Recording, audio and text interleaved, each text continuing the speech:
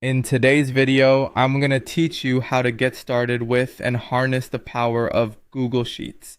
We'll begin by heading over to Google Sheets. You can do this by simply opening your web browser and navigating to the Google Sheets website. If you're not already logged into your Google account, you'll be prompted to do so. This is essential as it ensures all your work is saved directly to the cloud, meaning you can access it anywhere, anytime, and from any device.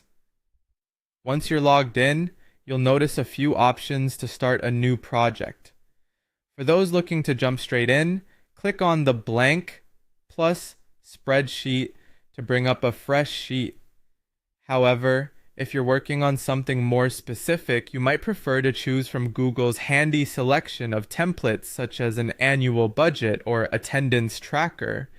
These templates can give you a structured starting point to fit various needs. Naming your spreadsheet is crucial for keeping everything organized. At the top left corner, simply click where it says Untitled Spreadsheet and type in a name that reflects the document's purpose. This ensures you can easily locate your spreadsheet among others in your Google Drive. Now it's time to get into the nuts and bolts, entering your data. Just click any cell to start typing. The simple action marks the beginning of your data entry journey. If you wish to move horizontally across the rows, pressing Tab will move you right, while pressing Enter will shift your focus down to the cell directly below, streamlining the data entry process and making it more intuitive.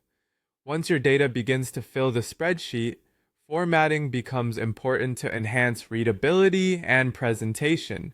Utilize the toolbar at the top to stylize your text, whether you want to bolden, italicize, or even change the color.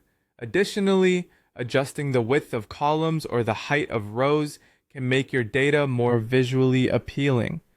To add clarity and segregate sections, you might want to insert borders or apply background colors to specific areas.